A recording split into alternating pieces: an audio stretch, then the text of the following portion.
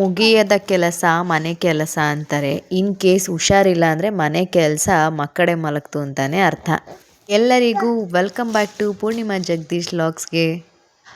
2 days ಆಗಿತ್ತು ಅಡುಗೆ ಮನೆಗೆ ಬಂದು. ಯಾಕೋ ತುಂಬ ಹುಷಾರಿರಲಿಲ್ಲ, ಸಿಕ್ಕಾಪಟ್ಟೆ ಜಾಯಿಂಟ್ ಪೇಯ್ನ್ ಆಗ್ತಿತ್ತು. ಮೊಣಕಾಲು ಎಲ್ಲ ಸಿಕ್ಕಾಪಟ್ಟೆ ಪೇಯ್ನ್ ಆಗ್ತಾಯಿತ್ತು.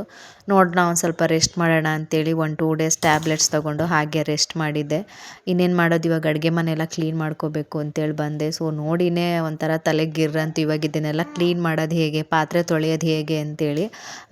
ನೆನ್ನೆ ಮಧ್ಯಾಹ್ನದಿಂದನೂ ಪಾತ್ರೆ ತೊಳೆದಿರಲಿಲ್ಲ. ಮಾರ್ನಿಂಗ್ ಬಂದು ಹೋಟ್ಲಲ್ಲಿ ಇಡ್ಲಿ ತರಿಸ್ಕೊಂಡು ತಿಂದಿದ್ದೆ. ಮೊನ್ನೆ ನೈಟ್ ಸಾಂಬಾರು ಇದ್ದಿದ್ದನ್ನು ನೆನ್ನೆ ಸ್ವಲ್ಪ ಅಡ್ಜಸ್ಟ್ ಮಾಡ್ಕೊಂಡು ತಿಂದ್ಕೊಂಡು ನೈಟು ಅಮ್ಮ ಮನೆಗೆ ಹೋಗಿ ಸ್ವಲ್ಪ ಊಟ ಮಾಡ್ಕೊಂಬಂದಿದ್ದೆ.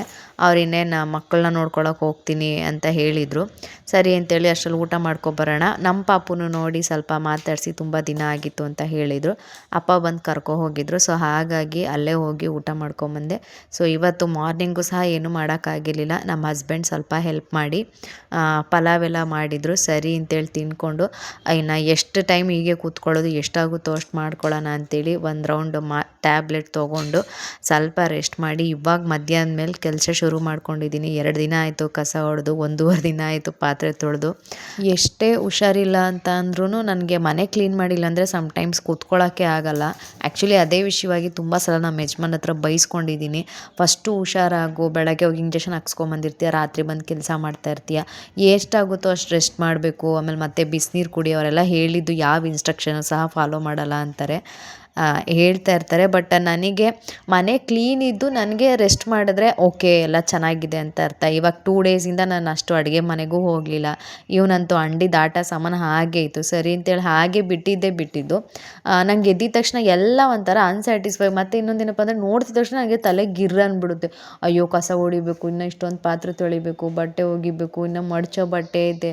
ಇವಾಗ ಬೇರೆ ಬಿಸಿಲು ಸರಿ ಇಲ್ಲ, ಹೇಗಪ್ಪ ಏನಪ್ಪ ಅಂತೇಳಿ ಮುಗಿಯೋವರೆಗೂ ನನಗೆ ಅದು ಹುಷಾರಿರಲಿ ಬಿಡಲಿ ಏನೇ ಆಗಲಿ ನನಗೆ ಅಲ್ಲಿರೋ ಕೆಲಸ ಮುಗಿಸಿದ್ರೇ ನನಗೆ ರೆಸ್ಟ್ ತೊಗೊಂಡ್ರೆ ಒಂಥರ ಸ್ಯಾಟಿಸ್ಫ್ಯಾಕ್ಷನ್ ಆಗೋದು. ಸೊ ನೋಡ್ತಾ ಇರ್ಬೋದು, ಎಷ್ಟಾಗುತ್ತೋ ಅಷ್ಟು ಕೆಲಸ ಮುಗಿಸ್ಕೊಳ್ಳೋಣ ಅಂತೇಳಿ ಬಂದೆ. ಬಟ್ ಈ ಟೈಮಲ್ಲಿ ಸ್ವಲ್ಪ ಸ್ಟ್ರೆಂತಿ ಆಗಿದ್ದೀನಿ ಅಂದಾಗಲೇ ಮುಗಿಸ್ಕೊಂಬಿಡೋದು ಬೆಟರು. ಆಮೇಲೆ ಪಾಪುನ ಮಲಗಿಸ್ಕೊಂಡು ಸ್ವಲ್ಪ ಟೈಮ್ ಮಲ್ಕೊಂಬಿಡೋಣ ಅಂತೇಳಿ ಟ್ಯಾಬ್ಲೆಟ್ಸ್ ತೊಗೊಂಡು ಒಂದು ಕಡೆಯಿಂದ ಎಲ್ಲ ಮಾಡ್ಕೊಂಬರ್ತಾಯಿದ್ದೀನಿ. ನನ್ನ ಮಗ ನೋಡಿದ್ರೆ ಮತ್ತೆ ಒಂದು ಕಡೆಯಿಂದ ಎಲ್ಲ ಅಂಟ್ಕೊಂಬರ್ತಿದ್ದಾನೆ.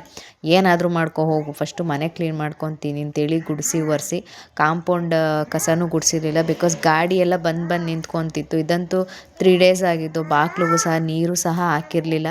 ಸೊ ಸದ್ಯಕ್ಕೆ ಮಳೆ ಬರೋ ಥರ ಆಗಿದೆ. ಮಳೆ ಬಂದರೆ ಬೇಕಾದ್ರೆ ಬಾಗಿಲು ಇದಾಗುತ್ತೆ ಅಂತೇಳಿ ಏನು ಇದು ಮಾಡ್ದಲೆ ಕಸ ಎಲ್ಲ ಗುಡಿಸಿ ಅಂತೂ ಇಂತೂ ಒಂದು ರೇಂಜಿಗೆ ಮನೆಯೆಲ್ಲ ಕ್ಲೀನ್ ಆಯಿತು. ಇವಾಗ ಪಾಪುಗೆ ಒಂದು ಸ್ವಲ್ಪ ಊಟ ಮಾಡಿಸ್ಕೊಂಡು ಮಧ್ಯಾಹ್ನಕ್ಕೆ ನಾನು ಒಂದು ಸ್ವಲ್ಪ ಹಾಗೆ ಊಟ ಮಾಡ್ಕೊಂಡು ರೆಸ್ಟ್ ಮಾಡಿದ್ರೆ ಎಲ್ಲ ಸರಿ ಹೋಗ್ಬೋದು ಅಂತ ಅಂದ್ಕೊಂಡಿದ್ದೀನಿ. ನೆಕ್ಸ್ಟ್ ಲಾಗಲ್ಲಿ ಸಿಗೋಣ ಅಂತೇಳಿ ಈ ಲಾಗ್ ಎಂಡ್ ಮಾಡ್ತಾಯಿದ್ದೀನಿ. ಥ್ಯಾಂಕ್ ಯು ಎಲ್ಲರಿಗೂ.